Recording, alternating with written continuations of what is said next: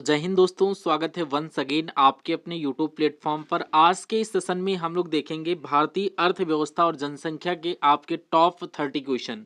आज के इस सेशन को देखिए, फिर आप लोग कमेंट बॉक्स में बताइए इस सेशन आपको कैसा लगा। वीडियो को स्किप नहीं करना है, बस वीडियो को आपको एंड तक देखना है। अच्छे अच्छे क्वेश्चन आपको मिलने वाले हैं। देखिए फर्स्ट क्वेश्चन में क्या पूछा जा रहा है, भारतीय अर्थव्यवस्था किस प्रकार की अर्थव्यवस्था है, नाम बताइए, फटाफट बताइए आप सभी लोग।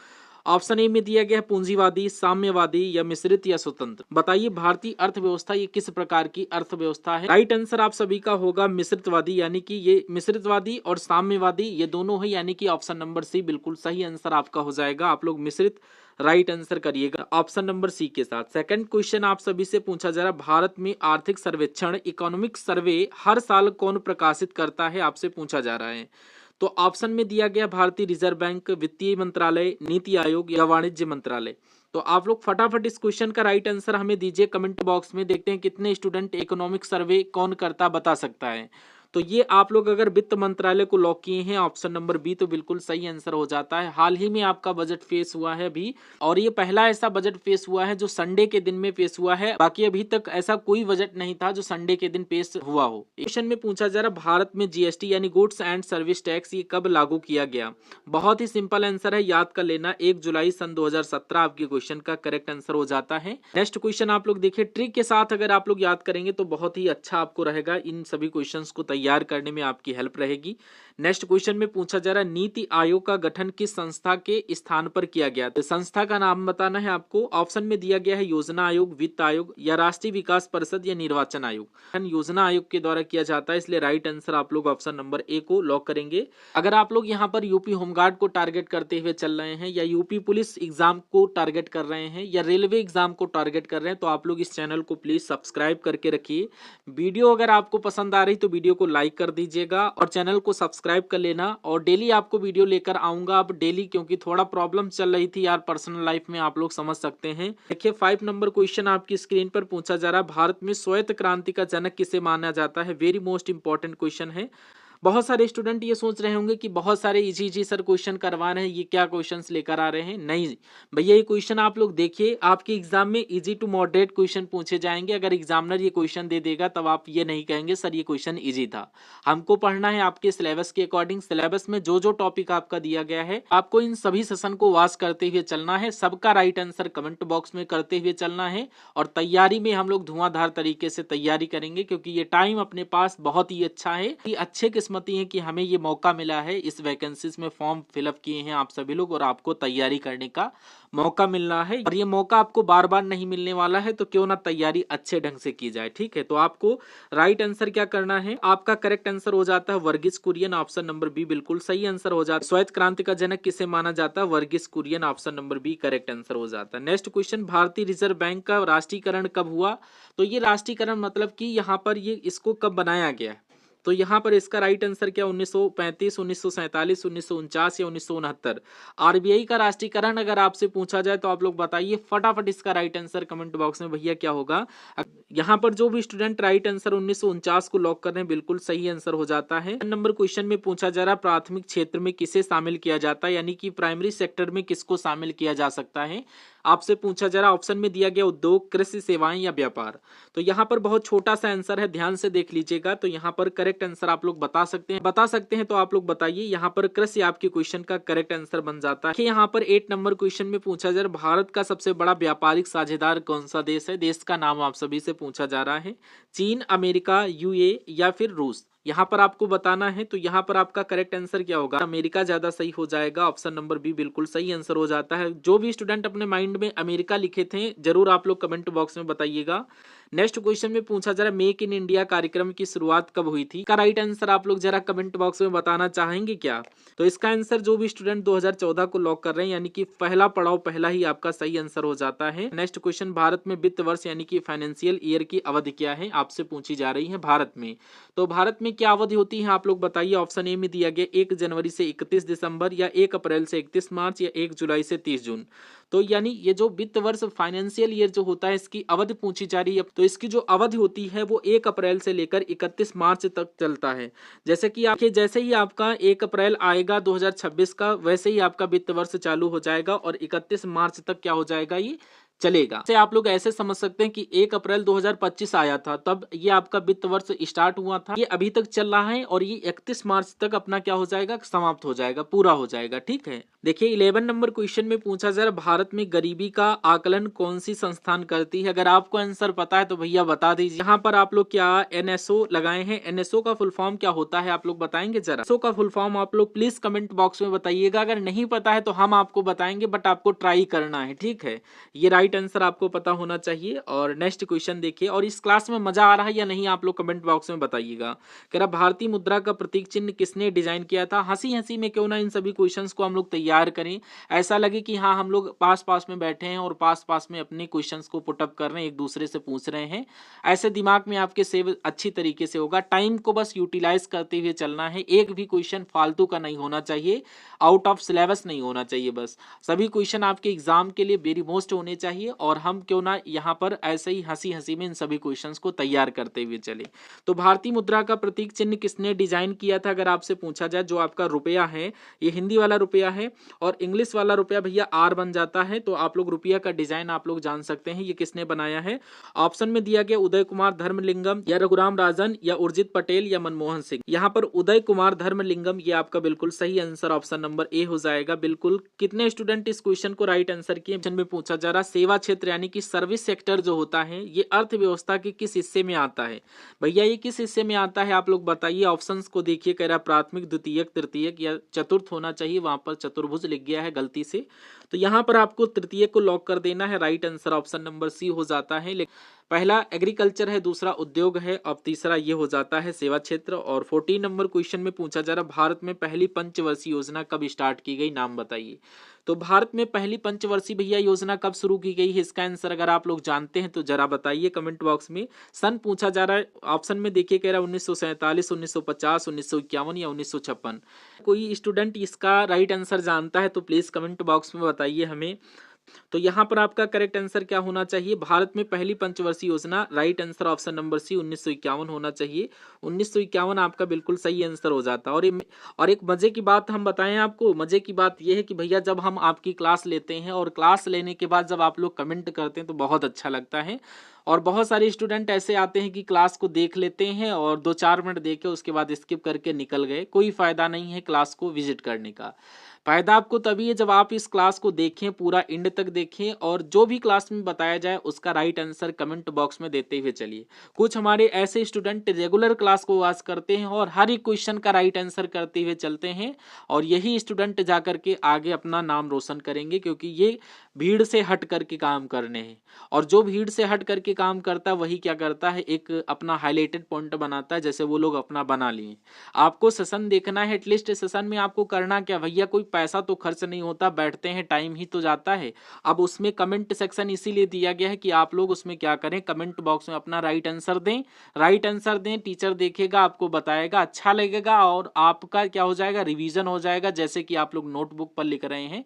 और सबसे मजे की बात यह है कि आप लोग इन सभी क्लासेस की पीडीएफ जाकर के टेलीग्राम ग्रुप को ज्वाइन करिए, वहां से फ्री में प्राप्त करिए। लिखने का कोई झंझट मत रखिए, बस क्लास में देखिए और सबका राइट आंसर आपको एक पेज पर नोट करके लिख लेना है और जा करके पीडीएफ से वहां पर मैच करना है। पीडीएफ में मैंने आंसर इसीलिए नहीं दिया है क्योंकि आप लोग वहां से क्वेश्चंस को देखें और राइट आंसर अपने आंसर की से मैच करें, पर नकल करने की कोई सुविधा नहीं है। और जो इंपॉर्टेंट पीडीएफ होंगी मैं आपको प्रोवाइड करवा दूंगा, सिंपल सी बात है। अब बात, बहुत सारे स्टूडेंट गुस्सा कर रहे होंगे कि सर बहुत ज्यादा बात करते हैं सेशन के अंदर, वो बहुत ही गलत बात है।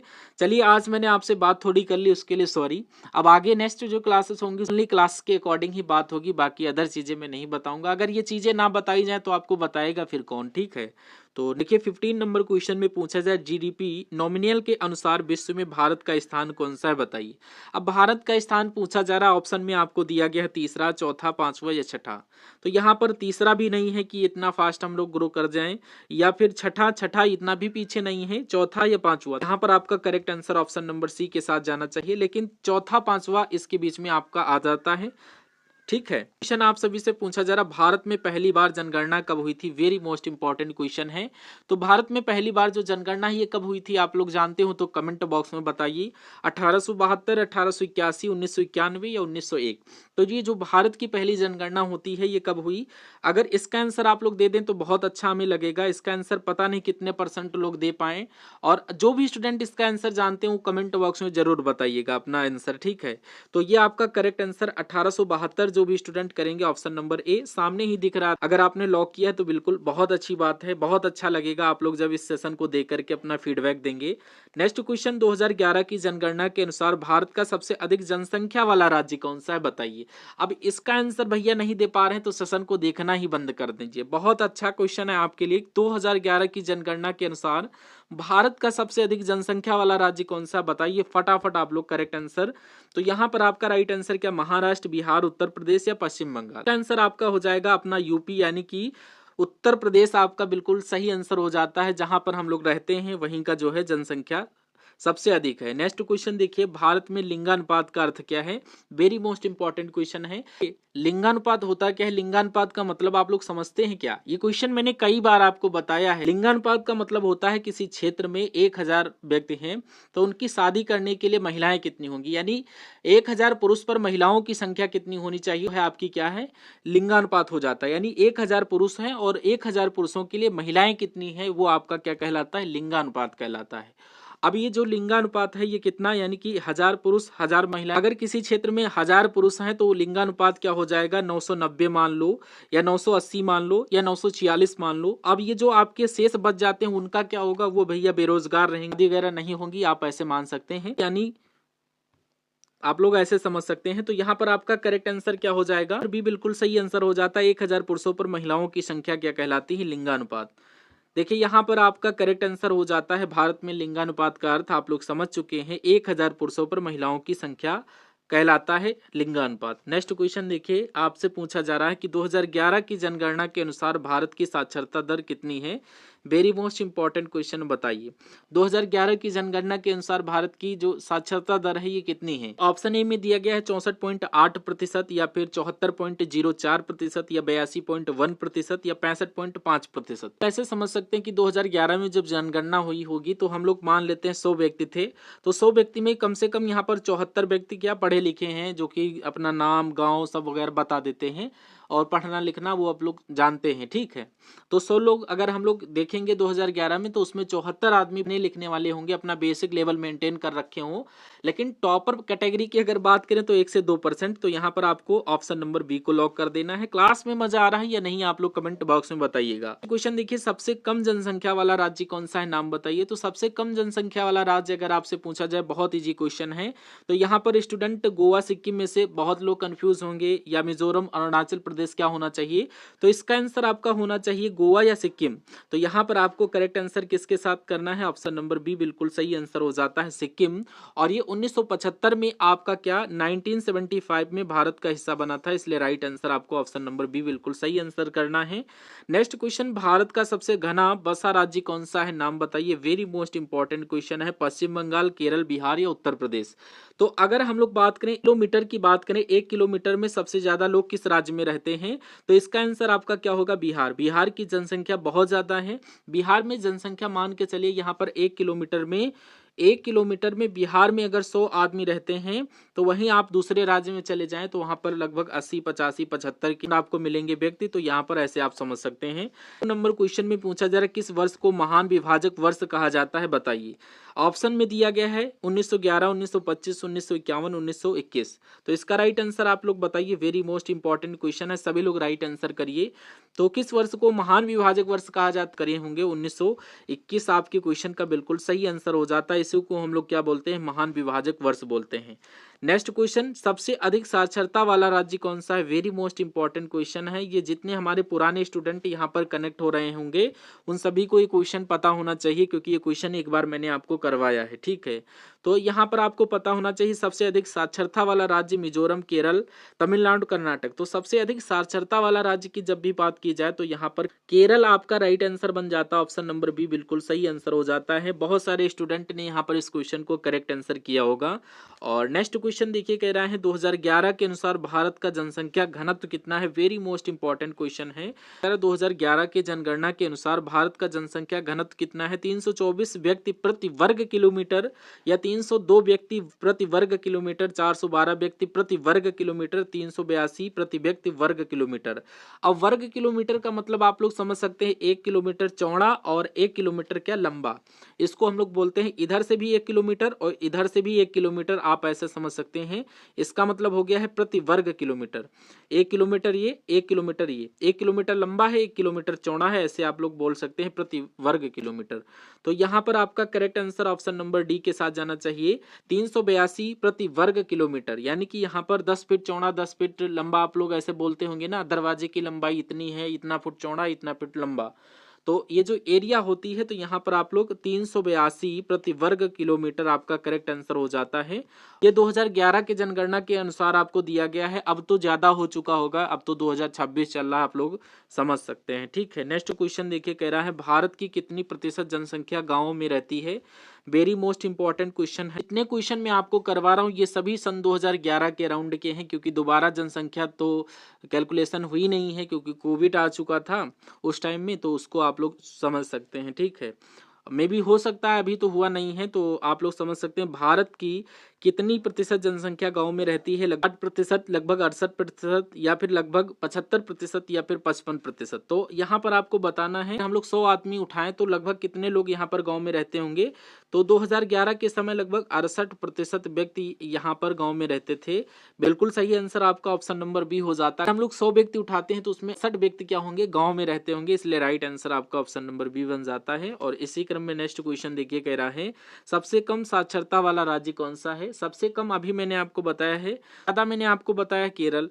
सबसे कम की बात की जाए तो ये आपका राजस्थान, झारखंड, बिहार या छत्तीसगढ़। तो यहाँ पर करेक्ट आंसर आपका क्या होना चाहिए, अगर आप लोग जानते हैं तो हमें बताइए कमेंट बॉक्स में। कि क्वेश्चन का बिल्कुल सही आंसर बन जाता है, जो भी स्टूडेंट करेंगे तो बिल्कुल सही आंसर आपका हो जाता है। और नेक्स्ट क्वेश्चन आप सभी से पूछा जा रहा है कि भारत में जनसंख्या नियंत्रण किस सूची का विषय बनता है, आप लोग बताइए। तो यहाँ पर क्या संघ सूची, राज्य सूची, समवर्ती सूची या अवशिष्ट शक्तियां। तो इसका आंसर आप लोग फटाफट करिए हमारे कमेंट बॉक्स में। और ये सेशन आपको कैसा लग रहा है कमेंट बॉक्स में जरूर बताना। सभी चीजें आपको समझ में आ रही हैं, हंसते हंसते क्लासेस चल रही हैं। तो यहाँ पर आपका करेक्ट समवर्ती सूची बिल्कुल सही आंसर हो जाता है। समवर्ती सूची में भारत में जनसंख्या नियंत्रण लिखा गया है, इसलिए right answer option number C बिल्कुल सही आंसर बन जाता है। और इसी क्रम में नेक्स्ट क्वेश्चन करा, विश्व की कुल जनसंख्या का कितना प्रतिशत भारत में रहता है, बताइए। तो अगर पूछा जाए ये क्वेश्चन तो क्या 15%, 17.5%, या 20%, या 12.5%। तो अगर हम लोग बात करें पूरे दुनिया में 100 लोगों की बात करें तो यहाँ पर उसमें से कितने लोग भारत में रह रहे होंगे। तो लगभग यहाँ पर 17 लोग होंगे जो भारत में रह रहे होंगे। यानी कि पूरी दुनिया से अगर 100 लोगों को उठाएं तो वहां पर 100 लोगों का मतलब कि 100 लोग यहाँ पर पाकिस्तान से नहीं, पूरी दुनिया से अगर हम लोग 100 लोगों को उठाएं तो वो यहाँ पर 17 लोग उसमें से क्या भारत में रह रहे होंगे, इसलिए राइट आंसर आपका ऑप्शन नंबर बी बिल्कुल सही आंसर हो जाता है। 17.5% आपके क्वेश्चन का करेक्ट आंसर बन जाता है, याद कर लेना, वेरी मोस्ट इंपॉर्टेंट क्वेश्चन है। नेक्स्ट क्वेश्चन करें, किस केंद्र शासित प्रदेश को यूटी की जनसंख्या सबसे कम है। तो जानते हो तो बहुत ही अच्छी बात है, अगर आप लोग बता ले गए तो समझ लीजिए एग्जाम क्रैक है, अगर इस क्वेश्चन का राइट आंसर बता दिए। ऑप्शन में दिया गया है दिल्ली, पांडिचेरी, लक्षद्वीप या चंडीगढ़। शासित प्रदेश इसमें कम यहाँ पर क्या है जनसंख्या, उसका नाम आपको बताना है।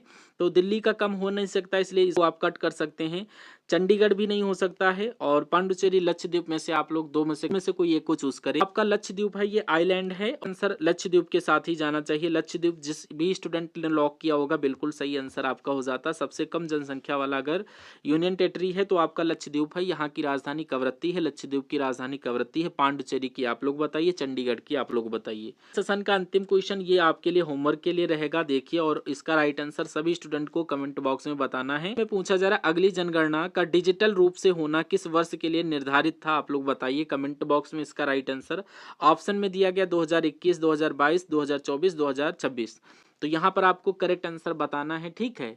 तो ये क्वेश्चन आई होप आप सभी लोग देंगे कमेंट बॉक्स में। और ये क्लास आपको कैसी लगी, एक बार फीडबैक के माध्यम से 2 शब्द आपको क्लास के बारे में लिखना है। और सभी क्वेश्चन आपको समझ में आए या नहीं आए आप लोग जरूर बताइएगा। एक्सप्लेनेशन और इस क्लास में आपको क्या अंतर दिखा, सब कुछ आपको कमेंट बॉक्स में मेंशन करना है।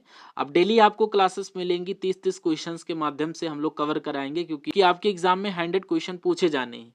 तो उसी अकॉर्डिंग हम आपको क्लास प्रोवाइड करवाएं, आपके टॉपिक के अकॉर्डिंग जो भी आपके सिलेबस में मेंशन किया गया है। और करंट अफेयर की क्लास आपको मॉर्निंग में मिलेगी 6 AM पर। आप लोग देखिएगा उस क्लास को, ठीक है। हम सभी लोग मिलते हैं आने वाले सेशन में, तब तक के लिए जय Hind. Thank you for watching this session.